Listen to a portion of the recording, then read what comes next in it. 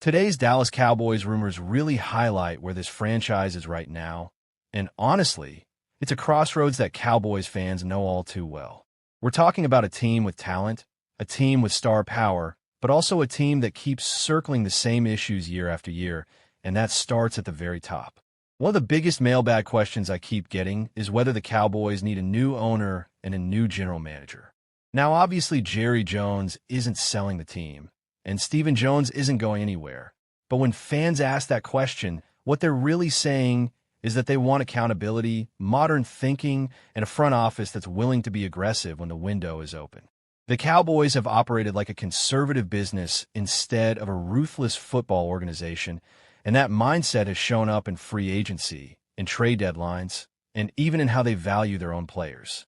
That brings us right into one of the wildest but most interesting trade ideas floating around for the 2026 NFL Draft, which is the idea of trading both Cowboys' first-round picks to the Bengals in exchange for their first-round pick and a second-rounder. Now, on the surface, that feels like a lot to give up, but context matters. If the Cowboys believe they'll be picking in the late teens or 20s both years, packaging those picks to move up for a true franchise-altering player could actually make sense. The key question is whether Dallas would have the courage to do it, because historically, this front office values volume over boldness. The Bengals, on the other hand, might be looking to reload cheaply around Joe Burrow if their cap situation tightens. This is the kind of forward-thinking move contending teams make, but the Cowboys rarely play chess while everyone else is playing checkers. Another trade rumor that has Cowboys fans buzzing is the idea of Maxx Crosby for George Pickens. This is the type of deal that splits the fan base right down the middle. On one hand, Pickens gives you a young, explosive wide receiver with WR1 traits. But on the other hand, Maxx Crosby is a defensive culture changer. He's a relentless edge rusher, a tone setter, and the exact type of player Dan Quinn used to build around. If the Cowboys truly want to fix their defense, Crosby makes more sense than almost any receiver, especially when you consider how inconsistent Dallas has been at generating pressure when Micah Parsons is neutralized. The problem is that the Cowboys have traditionally valued offensive skill players over defensive dominance, and that philosophy has cost them in January. Free agency is another area where fans are desperate to see real spending, not bargain bin shopping. Every year we hear about selective aggression, and every year the Cowboys sit on cap space while elite players change teams. This offseason should be different, especially with the defense needing reinforcements at safety, linebacker, and defensive end.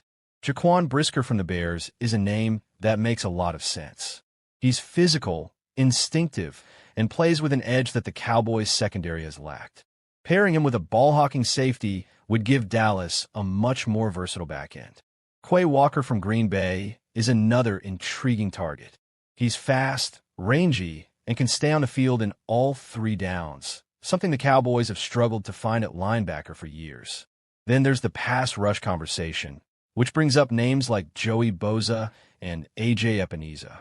Joey Bosa is the bigger name, and when healthy, he's still a difference maker, but availability is the concern. If the Cowboys go that route, it has to be on a smart, incentive-heavy deal. A.J. Epineza, meanwhile, is a quieter signing that could pay off. He's younger, durable, and still ascending. Dallas has missed on too many aging veterans. Epineza would represent a shift towards sustainable roster building. Draft-wise, Cowboys fans should keep an eye on players like C.J. Allen and Caleb Downs. C.J. Allen fits exactly what this defense needs at linebacker: physical, disciplined, and reliable. He's not flashy, but championship defenses are built on players like him. Caleb Downs is the kind of safety prospect that doesn't come around often. He has elite instincts, range, and football IQ, and he could immediately transform the Cowboys' secondary. If Dallas has a chance to land a player like Downs, that's when trading up becomes a real conversation. There's also the internal decisions that can't be ignored. Eric Kendricks re-signing would make sense if the price is right. He brought leadership and stability to the linebacker room, but Dallas can't overpay for past production. Terrence Steele is another tough call. Bringing him back on a pay cut feels reasonable, but only if the Cowboys have a real backup plan. The offensive line has quietly become one of the most fragile parts of this roster, and that's not something you can ignore if you want to protect your quarterback in January. Finally, the defensive coordinator search is critical. This hire will tell us everything about where the Cowboys think they are as a team. Do they want another aggressive, attacking defense? Or are they going to lean conservative and hope talent carries them?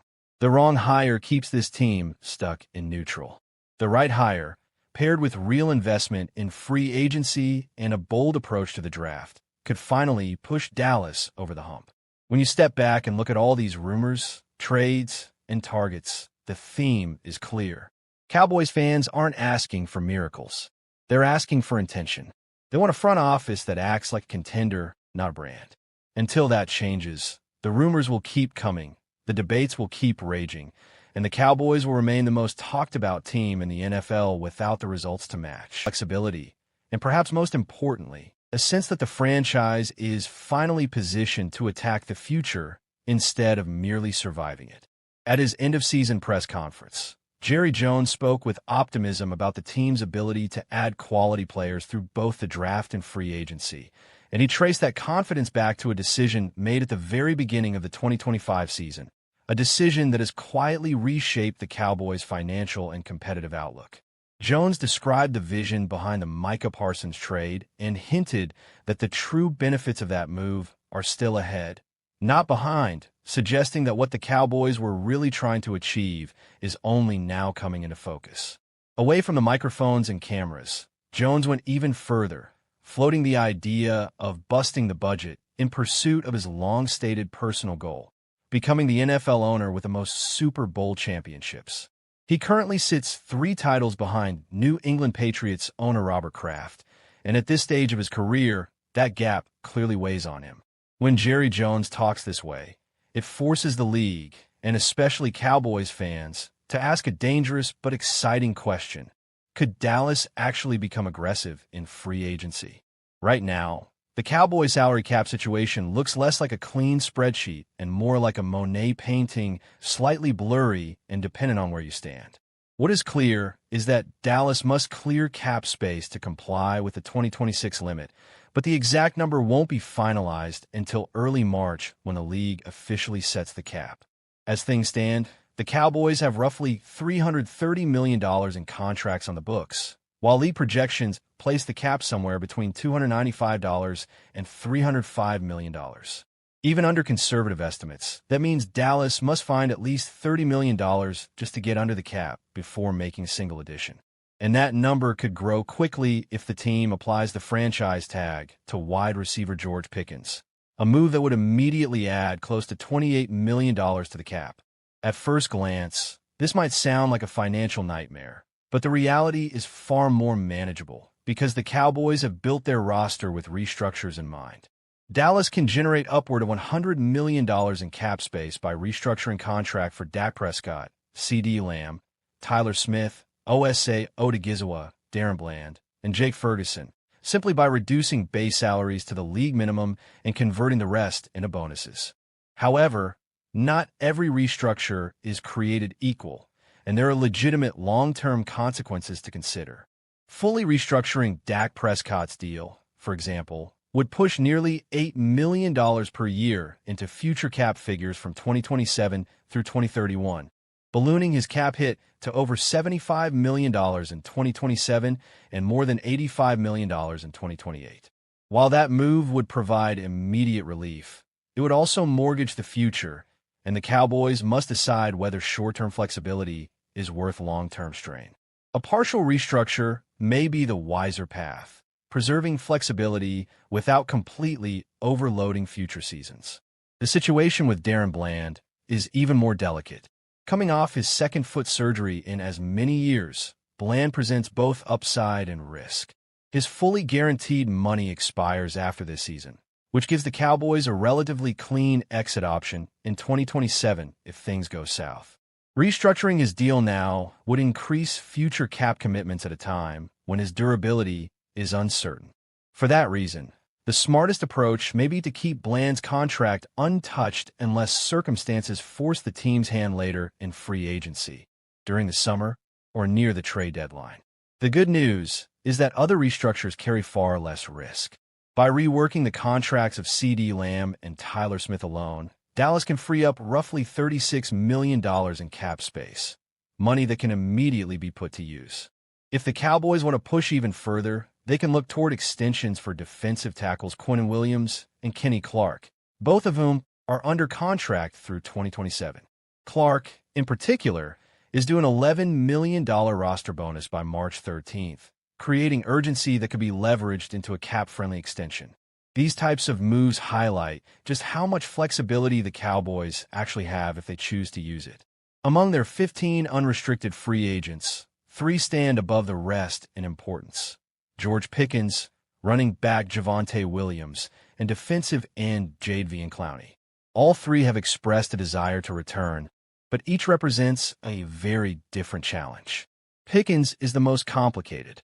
After arriving via trade from Pittsburgh, he delivered career highs across the board with 93 receptions, 1,412 yards, and 8 touchdowns. He is now positioned to demand top-of-the-market receiver money, potentially exceeding the $34 million per year deal C.D. Lamb signed 2 years ago. That reality is why many around the league believe Dallas will apply the franchise tag, buying time, but also introducing the possibility of off-season tension.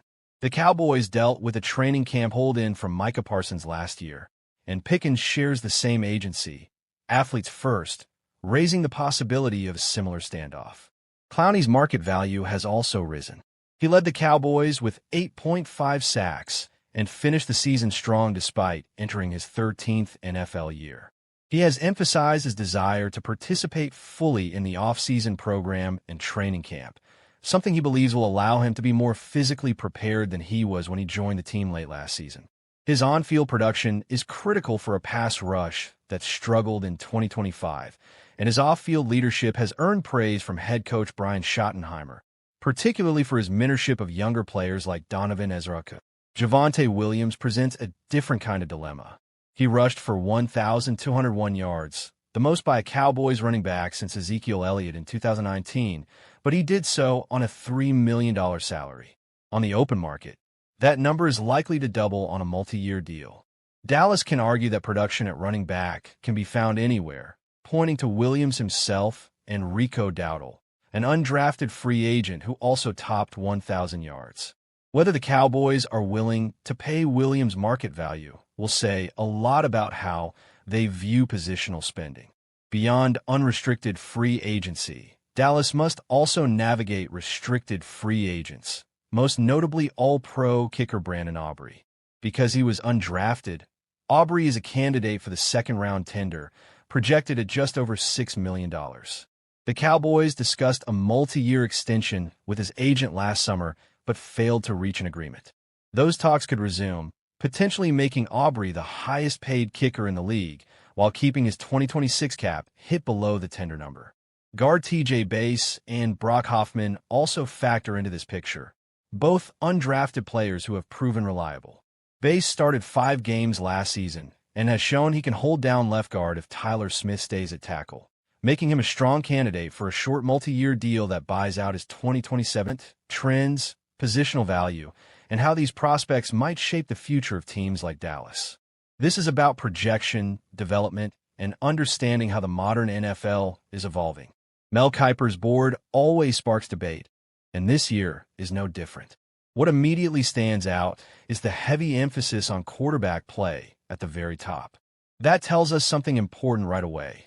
The 2026 class is shaping up to be defined by leadership, decision-making, and offensive control. In today's NFL, that's the currency teams are willing to pay top dollar for. Let's start at number 1.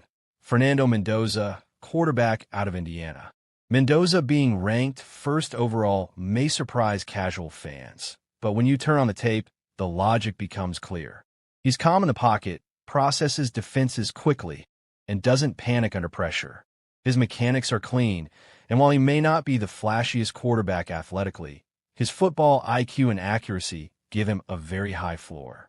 In a league where mistakes at quarterback can cost coaches their jobs, Mendoza represents stability.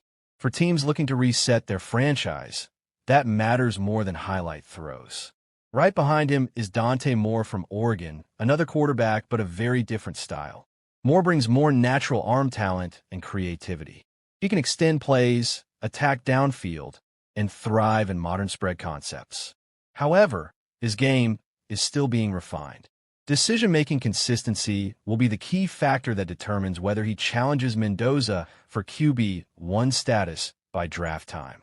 From a Cowboys perspective, even if quarterback is an immediate need, this kind of talent always forces front offices to evaluate long-term options.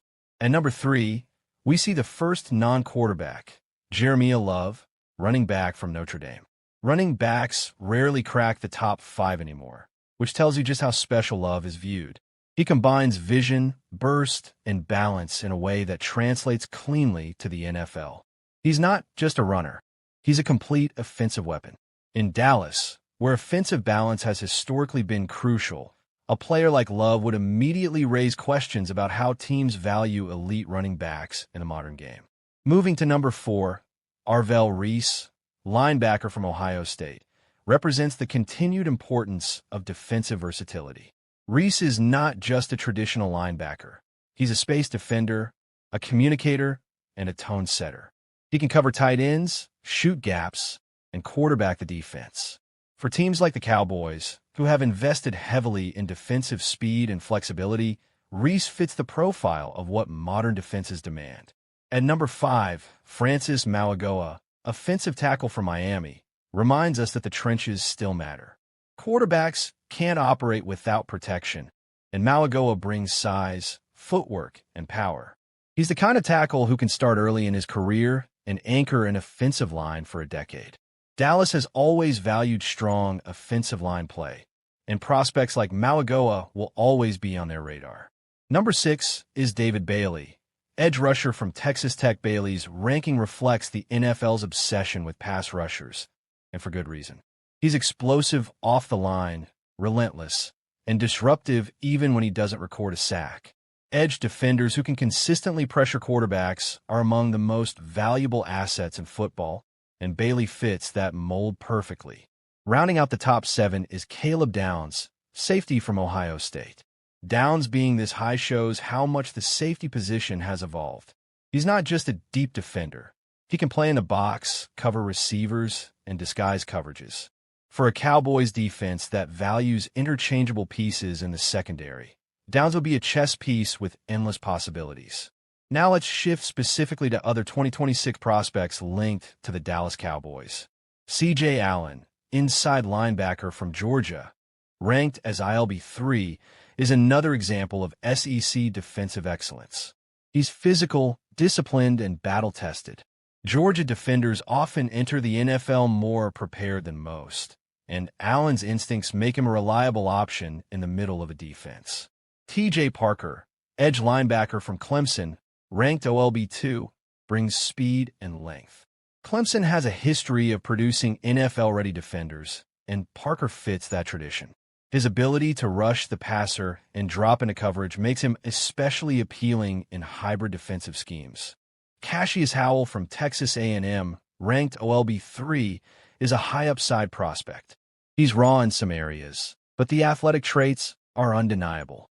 For a team like Dallas that has shown confidence in developing defensive talent, Howell could be a long-term investment. In the secondary, Avion Terrell, cornerback from Clemson, ranked CB3, stands out for his technique and competitiveness. He's comfortable in man coverage and doesn't shy away from physical matchups. Cornerbacks who can hold up one-on-one